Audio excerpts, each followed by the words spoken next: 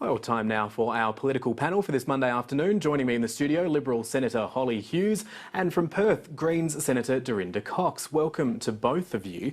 Holly Hughes, I want to start with you because you've got a new boss today, Peter Dutton. I do have a new boss and a new deputy leader, but in the Senate we have maintained both Simon Birmingham and Michaelia Cash in their roles as they were before the election. Certainly have done. There's a lot of conjecture about what a Liberal Party under Peter Dutton will look like, whether or not it will amount to a even greater shift to the right for the party.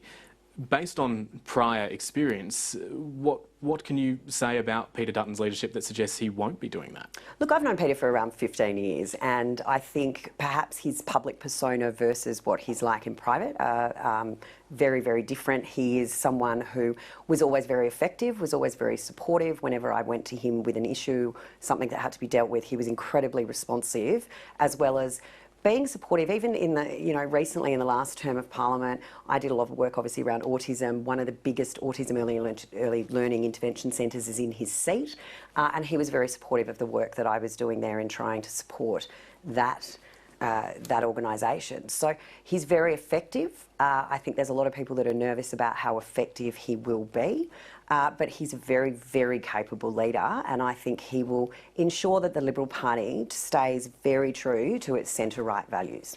This is a man who's been in Parliament, though, for 2 decades. Everyone keeps saying that he's X, Y and Z behind the scenes. Why hasn't that ever come across?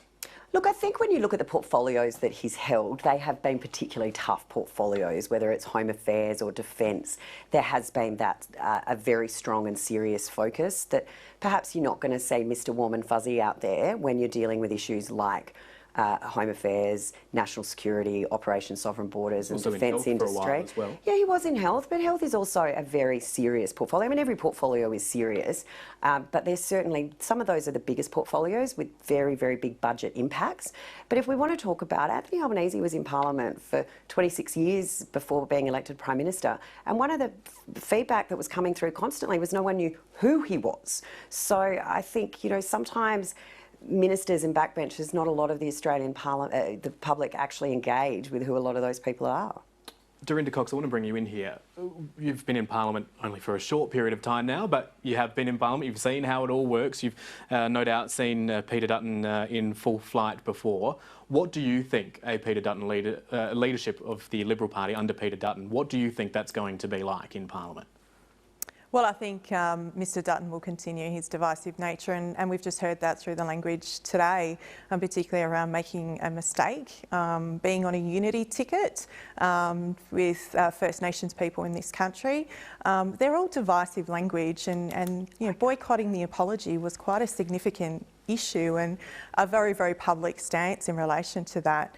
Glad to hear that he's been on a learning curve, but I don't hold any hope that that's actually going to provide any collaboration in the work going forward, particularly for the Liberal Party. We've also seen that with the African gangs and the divisive language they're used, but also jokes about, our Pacific neighbours and the water that's been lapping at their doorstep, and them asking for 2 decades of the politicians, and particularly of the Liberal Party, to ask for urgent climate action. I think that this will continue to be a narrative that the Liberal Party will continue under Peter Dutton. So you don't think that there's any scope for Peter Dutton to, admit there's been issues in the past and adapt his leadership style now? A leopard can't change its spots, is effectively your argument there. No, I don't think there is, and I think that we will just see much of the same. So what would you be hoping for? I mean, the Greens are in a position now where they're going to be holding a much more significant share of voice in the federal parliament. Do you hold out any hope that under a Peter Dutton leadership that there would be any discussions happening between the two parties? Well, I would hope that there would be definitely some listening, some more collaboration. We are going to see in the 47th Parliament our biggest injection of First Nations or Indigenous parliamentarians coming into the place. We hope that there will be lots of listening from the Liberal Party. Sad to see the departure of former Minister Ken Wyatt. I know that he didn't have much support within his own party room to take forward some of those reforms that he was hoping to get across across the line during his time in the Parliament.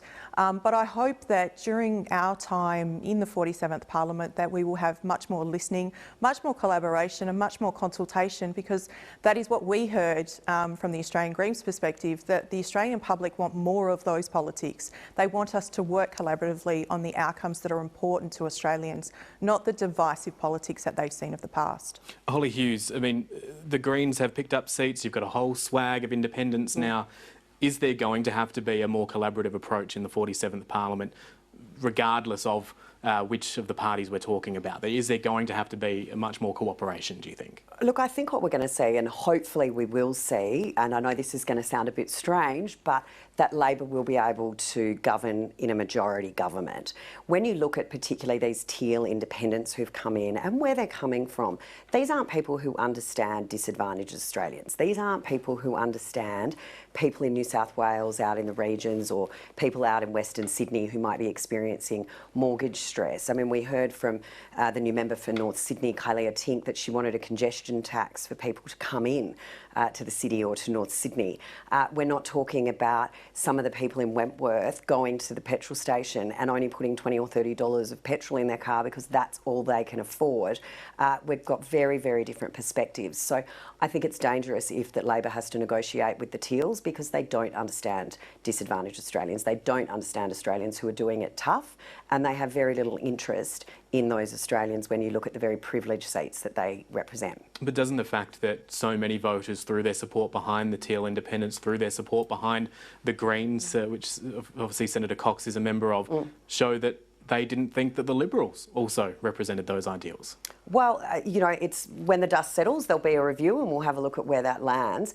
We do have a new leader, we have a new deputy leader, we'll have a new team in place by the end of the week, and the Liberal Party will start to review why that happened, why that occurred in some of those seats, how we're going to rebuild that trust and go back into those seats where we have always been traditionally strong Liberal seats. So we do need to rebuild, and I think perhaps bringing together a new team will allow us to do that into the future. Dorinda Cox, the Greens obviously thrilled with its electoral performance. I think it's safe to describe it in that fashion.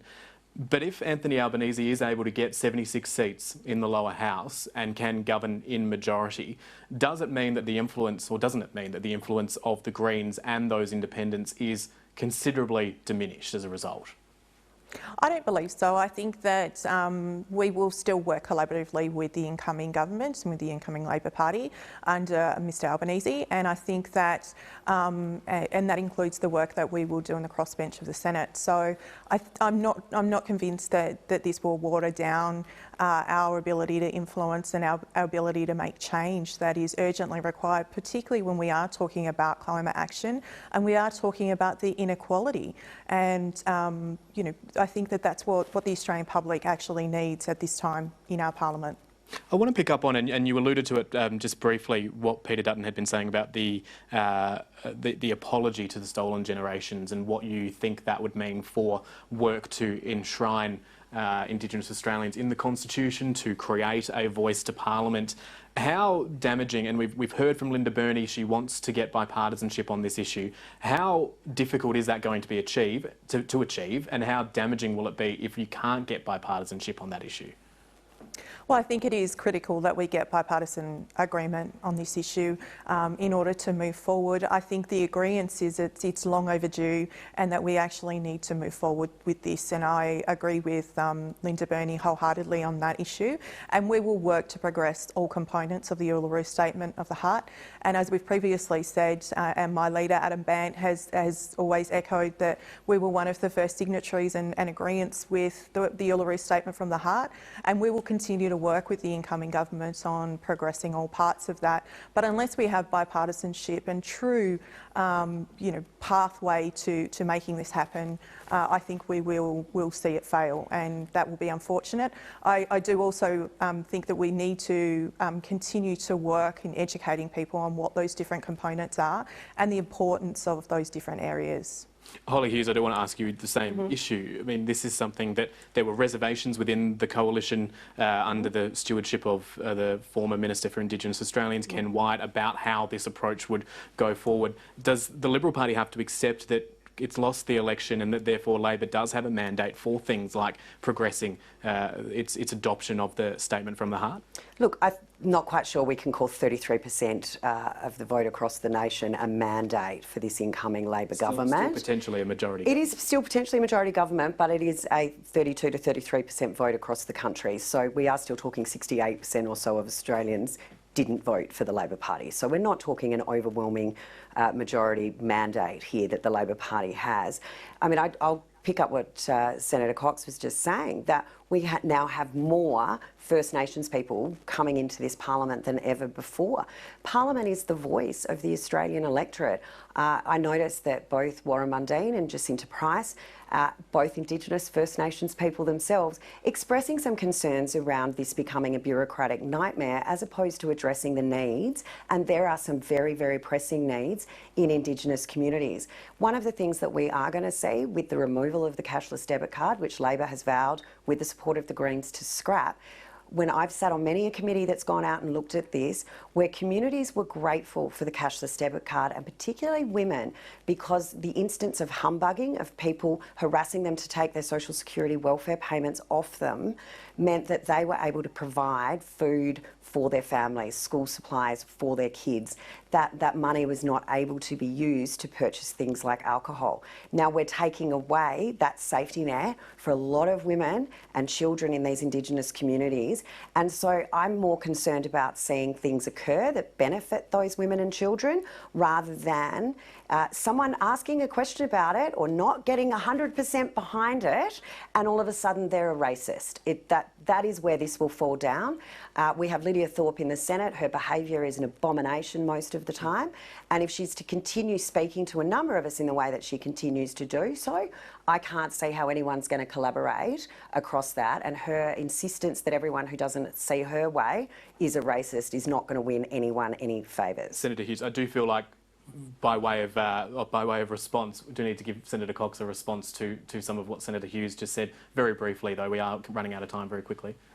Yeah, I think that that all sides of government, come to that place, and the Senate is the place of the people. And I think I said this during my first speech, that we all come with the want and with the need to be able to represent our constituents and make sure that we are taking forward all of the issues that are a priority to people. I think that, I agree with Senator Hughes in relation to some of the behaviour and the code of conduct, particularly politicians in Parliament. And I think you referenced that I have only been there for a very short time, and some of the behaviour that I've seen does need to be corrected, and it's not just one-sided. So I think that there is a great need for us to continue to look at workplace issues, the Jenkins Review and other things that make it safe for all women in the Parliament, but also making sure that we follow a code of conduct that is appropriate for everyone. And I think that we all agree First Nations issues are a priority in this country, and as I said before, we will be working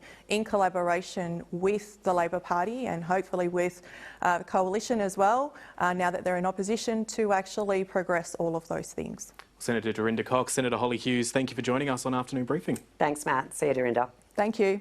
Thanks.